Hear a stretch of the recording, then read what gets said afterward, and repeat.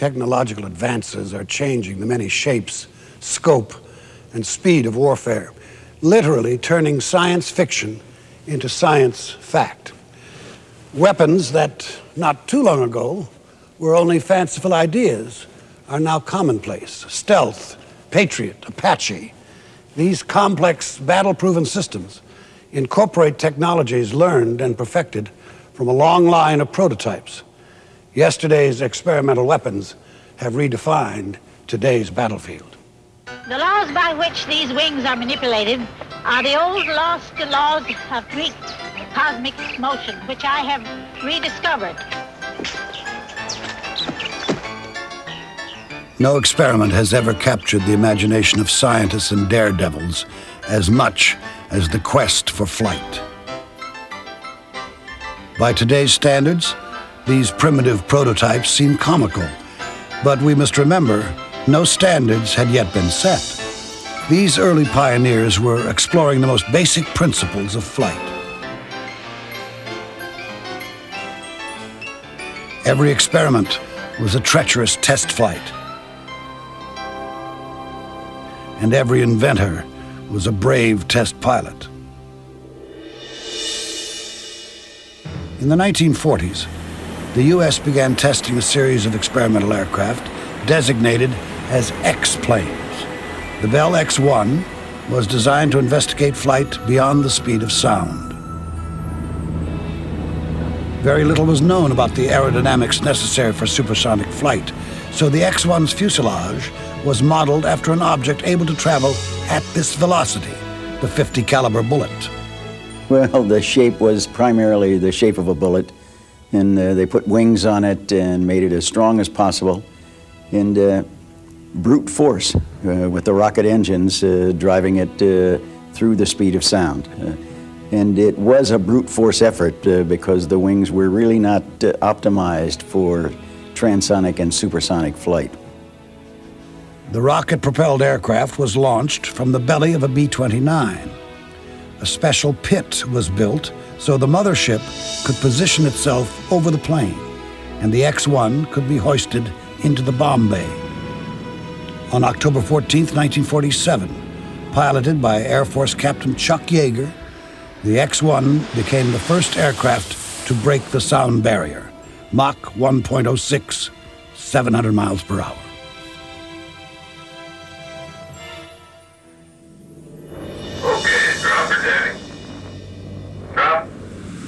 Throughout the 40s and 50s, the X program continued with varying degrees of success. The swept-winged X-2 achieved speeds of Mach 3.2, but was plagued with crashes.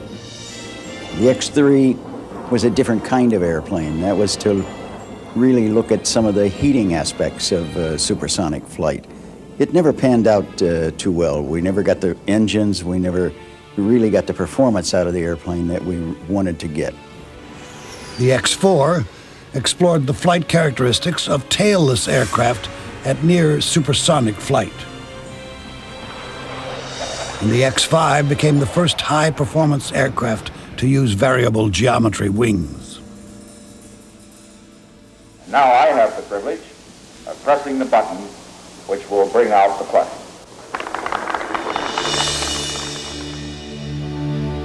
In 1959, the X-15 spearheaded research on aerodynamics, winged re-entry from space, and life support systems. The X-15 climbed to altitudes of over 67 miles and is the only aircraft ever to achieve hypersonic flight, over 6 times the speed of sound. In describing an X-15 flight, the first shock, of course, was the launch. You're launched from a B-52 at 45,000 feet at 8/10 Mach number. And when you drop away, it's almost like you were shot down with a cannon. It's just a tremendous jolt. Right away, you try to get the engine lit because if you don't get home. And once you get the engine lit, you're dealing with much higher thrust-to-weight ratios than you've ever dealt with before. You know, the acceleration force is pushing you back in the seat increased from 2G up close to 4G. And it was the first airplane I'd flown that I was happy to shut the engine off on. And the other problem was you lost the horizon right away as soon as you started the pull-up. So you were just going like hell, and you weren't sure where you were going. The rocket engine of the aircraft would only burn for about 80 seconds before it ran out of fuel. Every landing was performed without power. But once you shut the engine down or you ran out of fuel, there was no more engine in the airplane, and it was a glider from then on. And that's why every flight was a dead stick landing. But that's, you know, to pilots, that's a rather significant thing. But to the X-15, it was a planned dead stick landing. So it wasn't an emergency as a normal fighter pilot thinks of a dead stick landing. So it really wasn't as bad as it sounds. Although you couldn't make any mistakes. You had to hit the lake bed, and you had to make sure that the first one was a good one. In later models, external fuel tanks were added so the engine could burn longer and higher speeds could be attained.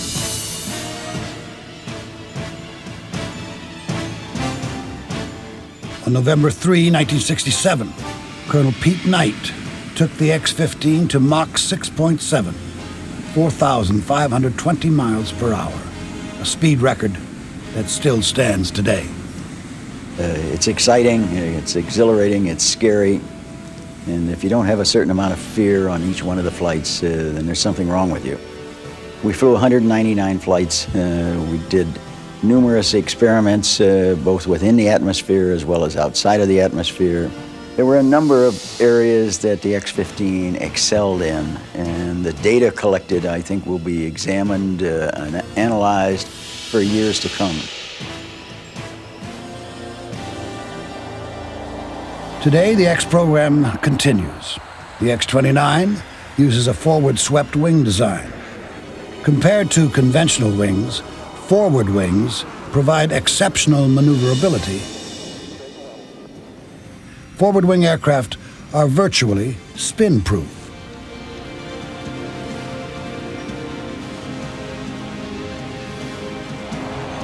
The X-31EFM Enhanced Fighter Maneuverability is the first international X-plane, a joint development project between the United States and Germany.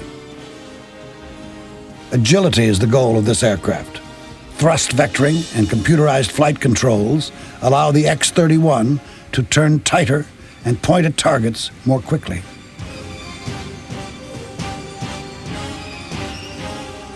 On America's drawing boards is the X-30, National Aerospace Plane. This aircraft will be capable of taking off from a runway, traveling into space, and then landing back on a runway.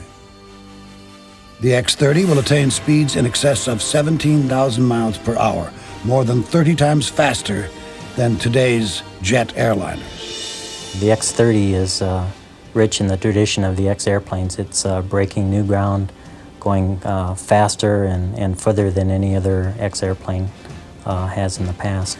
The requirements for the air-breathing propulsion components, as well as the materials technology required to build the structure of the aircraft because of the very high heating conditions that the airplane will have to endure on its way to space, is all very leading-edge technology. No existing wind tunnel can duplicate the extreme conditions of an X-30 flight. Supercomputers are being used to simulate the intense shock waves and 5,000-degree heat the aircraft will face. Eventually, space planes will be used to launch and retrieve satellites, as well as ferry crews to orbiting space stations. At the moment, no specific military mission is planned for the aircraft, but such convenient access to high altitudes could greatly increase the use of space weapons in the next century. The first national aerospace plane is scheduled for test flights in the late 1990s. From the earliest days of aviation, vertical flight has been a dream of experimental researchers. If you stop to think about it, if anybody wants to fly, the best way to fly would be to go straight up, go where you want, and come straight down. And that was always in the heart of inventors. Leonardo da Vinci sketched a helicopter. Even the very earliest of the great aviation pioneers, 𝑯𝒊𝒔𝒂𝒑𝒐𝒓𝒄𝒆, Igor Sikorsky, were fascinated by the idea of vertical flight and attempted helicopters. In 1907, Louis Berguet's design was the first helicopter to leave the ground with a pilot. However, it was extremely unstable, and a practical helicopter was a long way off. There were three difficulties. One, it was difficult to get an engine powerful enough to lift the aircraft up. Two, not enough was known about the rotors in it to really do it effectively. And three, stability was a problem that they really didn't understand until they began to fly a little bit. It was difficult to project this. There were helicopters inventors in almost every country, but no real progress was made on helicopters until the 30s. Berguet successfully continued his work, but some of the most interesting experiments took place in Germany.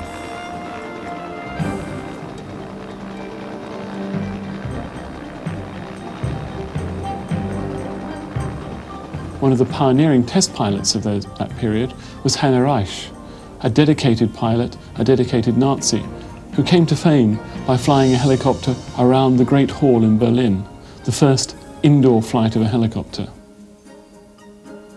These early designs convinced the German military that the helicopter was a viable weapon of war. The 𝑓A-223 transport became the first helicopter to enter military service. The German Navy also built portable helicopters to be carried aboard ship and used for anti-submarine warfare.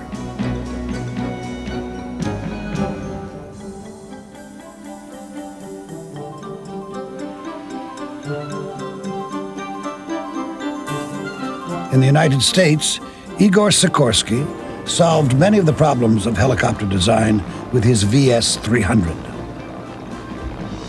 Sikorsky realized the key to success was the proper relationship between the vertical tail rotor and the main rotor. By the spring of 1941, Sikorsky had overcome most of the obstacles that hampered earlier inventors, but the unpredictability of his 𝑉S-300 did not dampen his enthusiasm for the helicopter. I remember a good friend of mine and a very prominent designer, scientist in aviation asked, when would the helicopter go faster than the airplane? Do you know that? I said, yes, I know. The answer is never. When would the helicopter be more efficient than the airplane? Do you know that? I also said, yes, I know that. Never. But I said that helicopter will do a number of jobs which no airplane will do, and which in fact nothing else will do except the helicopter. So that the idea that a vertical lift aircraft type, that was one of my dreams. I wanted to do that as long as I'm alive. What kind of a gadget or machine can give you unlimited freedom of transportation?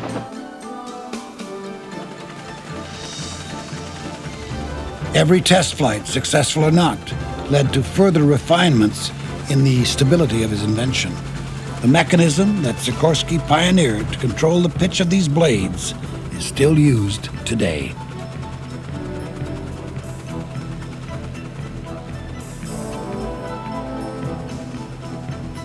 In May of 1942, Igor Sikorsky delivered an improved version of his 𝑉S-300 to the United States Army Air Corps. The YR-4, or hoverfly, proved so successful during test flights that the Army ordered 100 into production.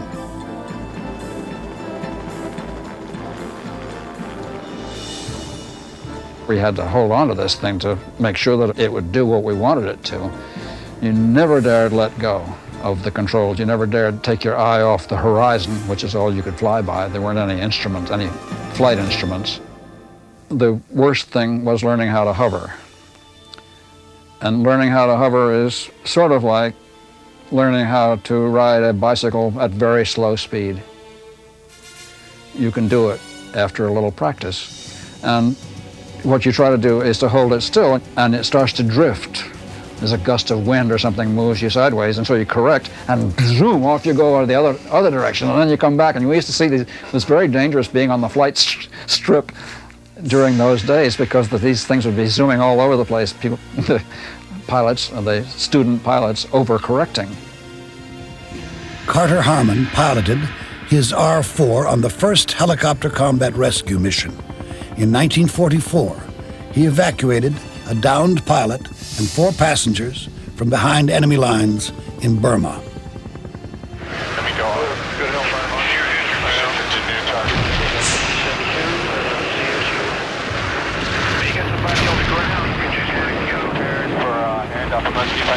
With the AH-64 Apache, the helicopter has evolved into one of the most potent weapons on today's battlefield. Experimentation is being conducted to make it even more lethal. This new modification is called Longbow. Mounted on a mast above the rotors, Longbow is a radar system that can detect ground and air targets even through darkness, adverse weather, and battlefield smoke. It will instantly categorize the targets, determine their priority, and feed the data to the Apache's Hellfire missiles, which then guide themselves to their targets.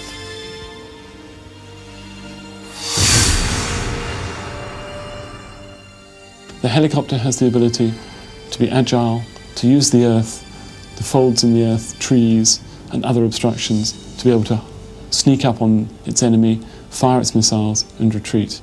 Since the Second World War, the tank has been considered the queen of the battlefield. The helicopter, the modern attack helicopter, is perhaps the crown princess and going to take over that role from the tank by the end of the century. Military designers have long been trying to combine the vertical takeoff and landing and hover capabilities of a helicopter with the high speed, high altitude, long-range cruise capabilities of an airplane. These aircraft are known as VTOL, vertical takeoff and landing.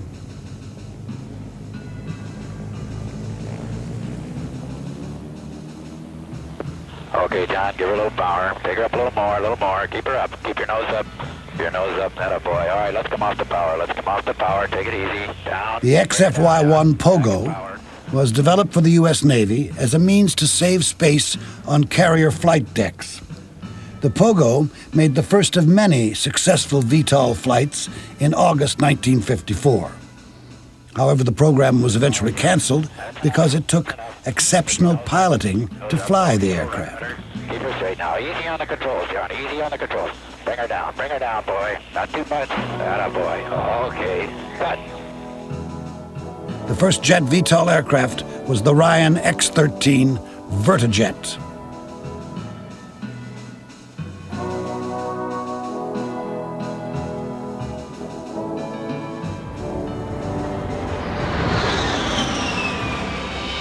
The X-13 took off and landed on a portable platform.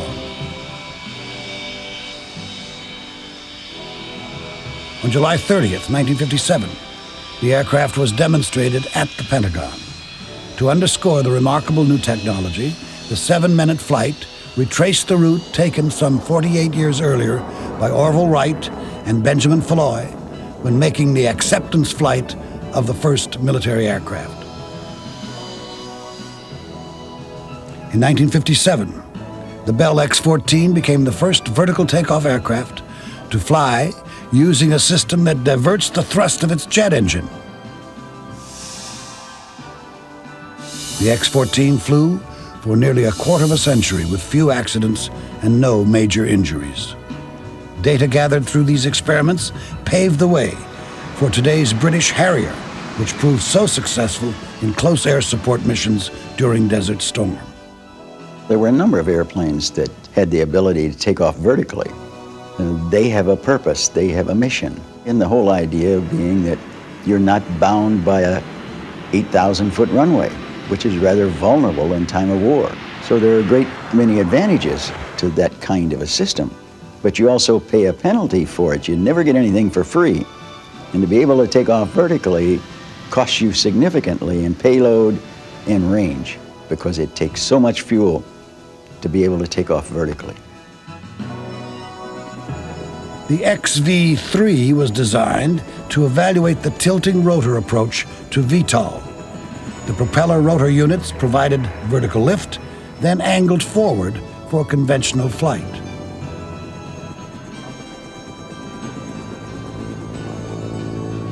In the 1970s, the 𝒔𝒑𝒐𝒓𝒏𝒔 continued research on the tilt rotor design. It was hoped this technology could be applied to a flexible transport and rescue aircraft. In the early vertical takeoff aircraft, they weren't too successful. A lot of them had major problems and a lot of them had accidents. It wasn't really until recently when they got into the tilt rotor that it looked like we have something that really will work. We know a lot more about some of the problems nowadays, and we provide, say, more control power for the pilot to overcome some of these problems that they ran into in the early aircraft. All these have led to the development of today's V-22 Osprey for the United States Marine Corps. This aircraft, which developed out of a US Marine Corps requirement to replace its troop-lifting helicopters, is one of the leading edges of technology. Basically, it's the sort of technology that no country can afford to be without.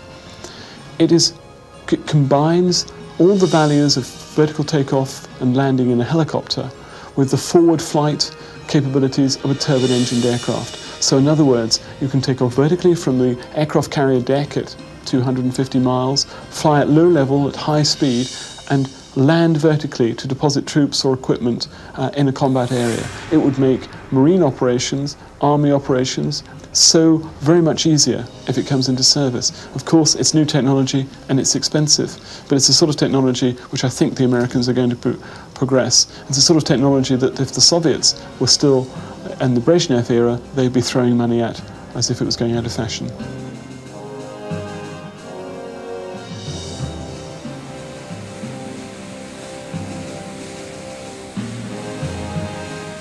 In the 1950s, the U.S. Navy experimented with another method of flexible takeoff and landing.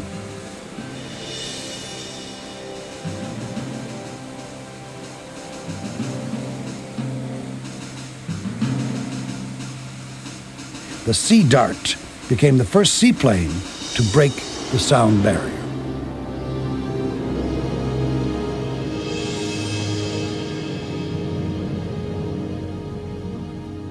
Navy Screen Highlights.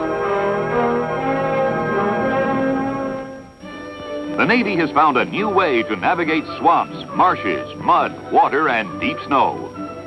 It's the Marsh Screw Amphibian. Over the years, there have been many unusual methods for traversing difficult terrain. Some of the most interesting experiments have been with hovercraft, vehicles that ride on a cushion of air over land or sea.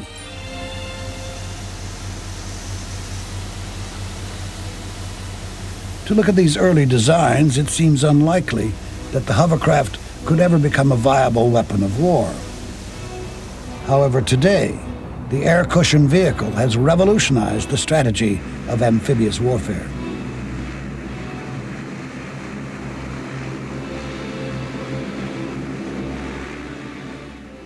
The air cushion vehicle basically uses ducted fans to blow downward and lift the vehicle off the ground on a cushion of air which is kept under the vehicle by a skirt.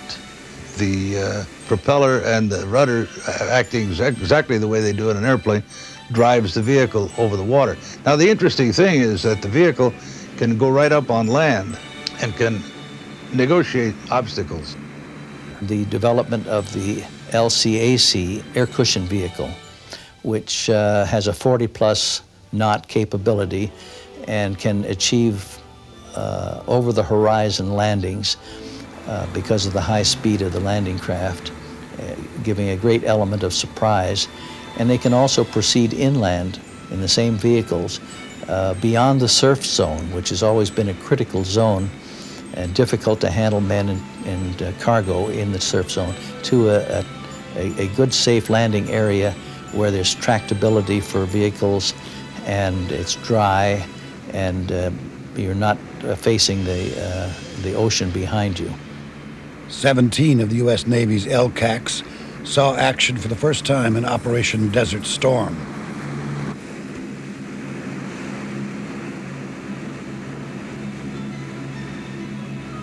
On the second day of the ground war, they landed the 5th Marine Expeditionary Brigade, comprised of 7,300 men, plus weapons and supplies, on the Kuwait-Saudi border. Even in such a limited support role, the 𝑯𝒂𝒂𝒂𝒐𝒓𝒄𝒆 intimidated the Iraqi forces. On the battlefield, the need for accurate and timely intelligence about an enemy has directed much experimentation toward airborne reconnaissance. From their vantage point high above the front lines of World War I, German airship captains improvised what was described as the loneliest assignment of the war. Lowered by a winch from its mother ship, an observer rode in a tiny aluminum car dangling from a steel cable nearly a half-mile long. With the airship safely hidden from view, the cloud car spotter could telephone back the location of enemy targets. As dangerous as it must have been, the job had no shortage of volunteers. It seems the crews relished the chance to drift far below the hydrogen-filled mothership and enjoy a pastime that was strictly forbidden above, smoking a cigarette. With reliable airplanes and portable cameras, airborne observers could be sent to collect information when it was most needed and return with irrefutable proof of their sightings. But as enemy air defense weapons grew more accurate, the reconnaissance aircraft were forced to fly higher and faster to stay out of range of the anti-aircraft artillery and surface-to-air missiles. In 1955, the Air Force experimented with a high-altitude photo-reconnaissance jet. Long, graceful wings were designed to keep the U-2 aloft in the thin atmosphere at 85,000 feet. In 1962, U-2 photos revealed a number of Soviet long-range nuclear missiles in place in Cuba. In the 1960s, the SR-71 Blackbird reconnaissance plane was developed as a result of the X-15 research. Traveling at over Mach 3, the Blackbird's titanium fuselage grew so hot, the aircraft actually stretched 11 inches in flight. The SR-71 was recently retired. However, to this day, no jet aircraft has flown faster. But the quest for higher and therefore safer altitudes pushed designers to take their experiments into outer space.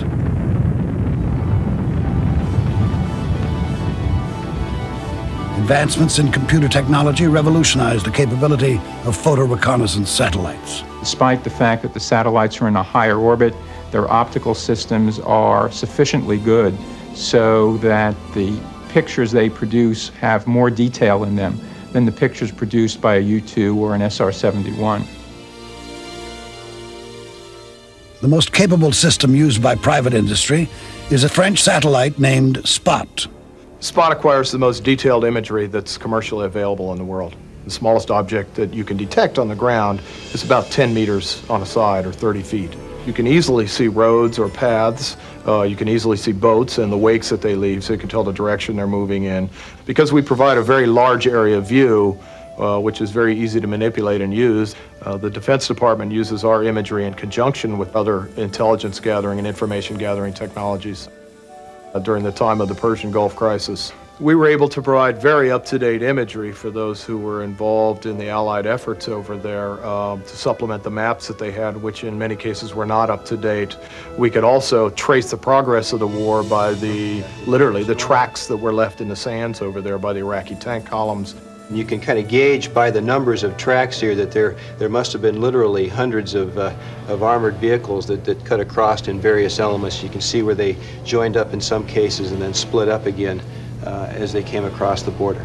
That desert forms a real nice canvas for showing those features. Of most interest here is this military facility. It was a Kuwaiti airfield, now occupied by the Iraqis.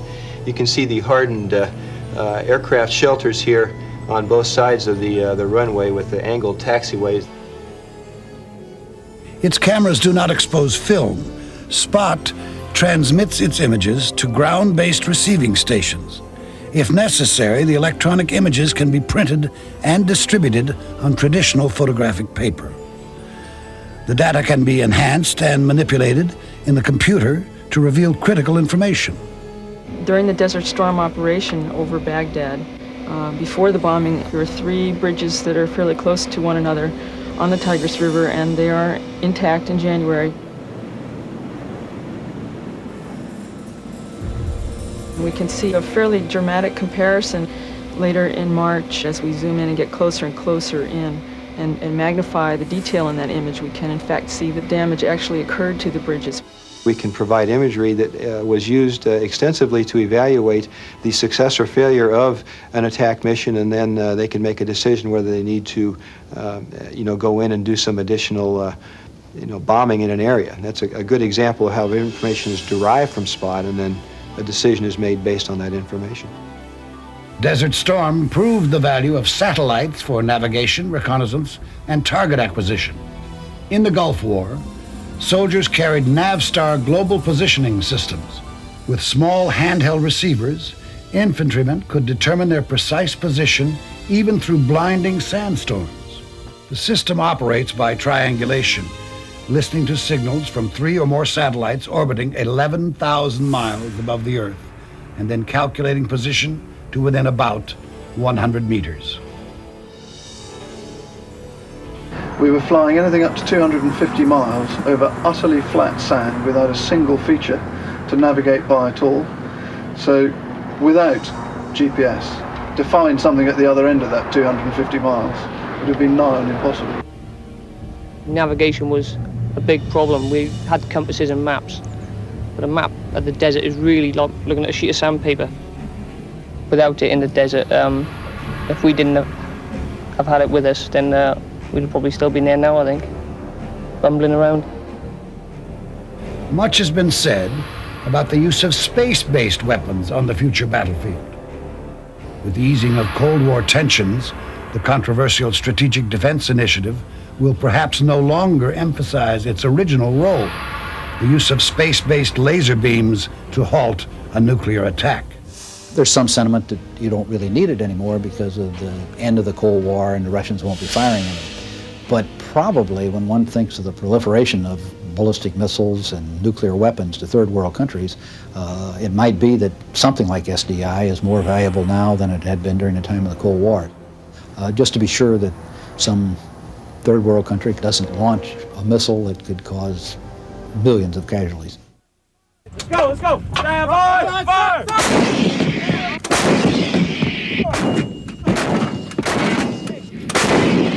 In warfare, there is no substitute for superior firepower. During Desert Storm, the high-tech artillery weapons of the coalition forces performed with devastating precision. Saddam Hussein hoped to counter with a gigantic cannon capable of engaging targets well over 100 miles away. When segments of the gun barrel were discovered, Hussein claimed they were merely being used to repair an oil pipeline.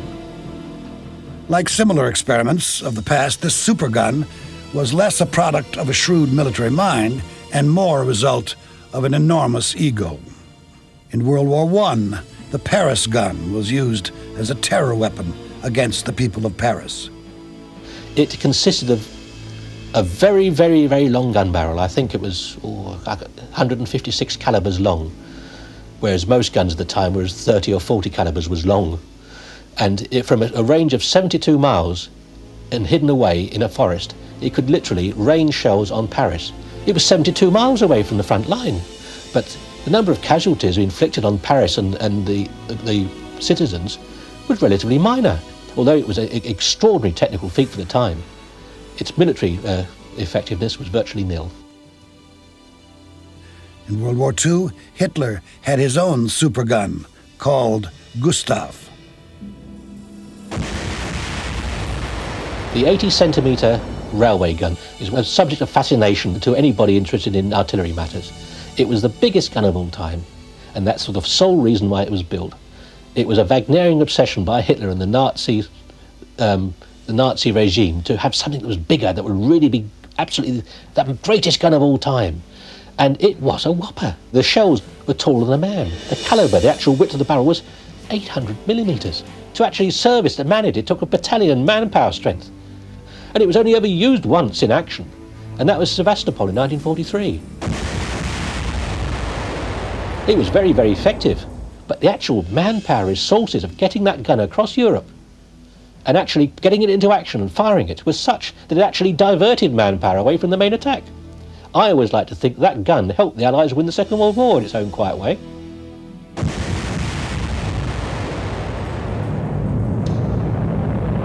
As the age of atomic weapons emerged, scientists soon discovered that artillery could harness this awesome power. The 280 millimeter gun, known as Atomic Annie, became the first piece of artillery to fire a shell capable of delivering a nuclear payload. That shell could easily be delivered by a rocket. It could be delivered by an aircraft. Where the gun, the atomic gun, or atomic cannon, call it what you will, scores over those methods, is that you can keep on delivering them accurately at any time of the day or night, under any circumstances. And that's it even now. Conventional artillery can fire atomic projectiles, and many, many guns in the field are equipped with atomic projectiles even to this day. But Atomic Annie was so big and so heavy, it was difficult to move, and it fell out into disuse, not because it was an atomic gun, but because it was such a bitch to move. The potential to destroy whole cities with a single bomb became the ultimate projection of military power. The nuclear bomber had become the most lethal weapon in the U.S. arsenal. In 1946, Northrop Aircraft debuted its version of the bomber of the future, the XB-35 Flying Wing. Jack Northrop had argued for years that a flying wing was superior to an aircraft with tail surfaces that produced so much drag.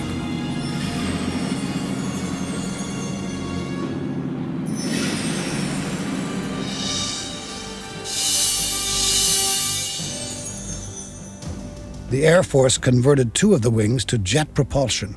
The flying wing's speed increased to 520 miles per hour, but the gas-guzzling jets cut the craft's range in half. Flying wing, of course, one of the great romantic concepts of all time. John Northrop was a lovable guy. The flying wing was an exotic airplane that everybody wanted to see succeed. And the truth is, it probably came within just a few years of succeeding because it just missed the development of stability augmentation, the black boxes that would have taken away its tendency to be a little difficult on the bomb runs and instead made it an appropriate bomber. Amid much controversy, the flying wing was shelved for a time. Since the late 40s, nothing has influenced American bomber design more than the Cold War with the Soviet Union. The Soviets' first MiG-15 jet fighter was cause for concern. One proposal to counter the MiG threat was the XF-85 Goblin. This parasite escort was designed to ride underneath the B-29. If a MiG-15 was identified, the Goblin would swoop down and attack the Russian jet with 4 machine guns. Unfortunately, the Goblin was little more than a flying jet engine and had poor handling characteristics. Like the flying wings before it, the program was discontinued, and the Air Force canceled its order for 30 more Goblins in 1947.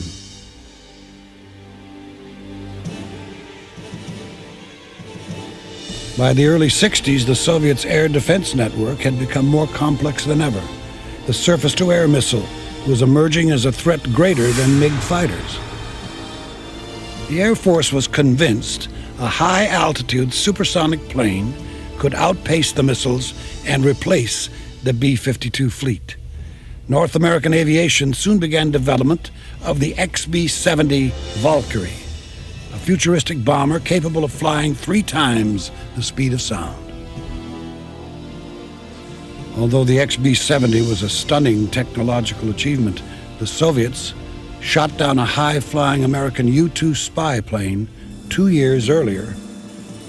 This confirmed the fear that a combination of radar, computers, and surface-to-air missiles had made Soviet air penetration suicidal at best. In 1964, the XB-70 program was canceled. The XB-70, the Valkyrie, actually added a lot to American understanding of high-speed flight, particularly for larger aircraft. And really, you can almost look upon the XB-70 program as not trying to develop a strategic bomber, but also of one of aerodynamic research in engine design, in wing design, and the use of new materials. And like everything in aerospace, even when a project's cancelled, a lot's learned just from that data of the aircraft flying or even just being on the drawing board. But of course, the ultimate defense for any bomber is to be virtually invisible.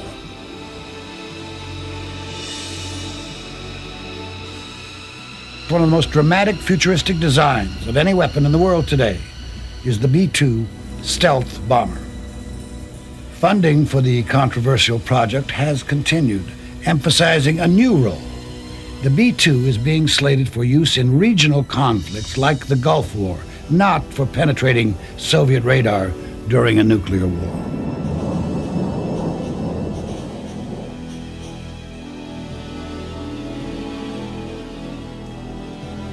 Of course, all experimental programs come with a high degree of risk.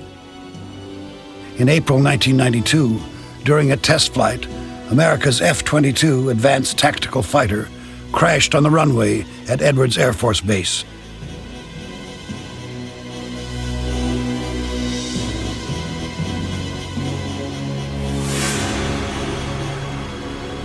Fortunately, the pilot survived.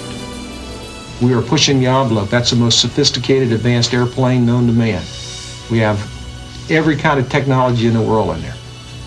And I would have preferred to never have seen that picture. But that's life, that's flight test, and that's when you start pushing technology, those things do happen.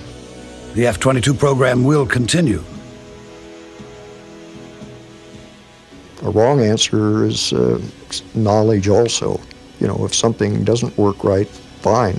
You want to know that too. We don't intend to have crashes, obviously, in flight research, but if you aren't sticking your neck out a little bit, you really aren't moving ahead.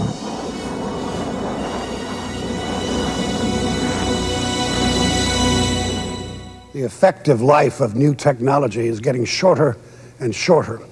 Radical innovations are already sending many of the weapons that performed so well in the Gulf War to the scrap heap. To stop experimenting with technology would mean losing an already precarious edge. In the laboratory, scientists are already fighting and perhaps deciding tomorrow's war.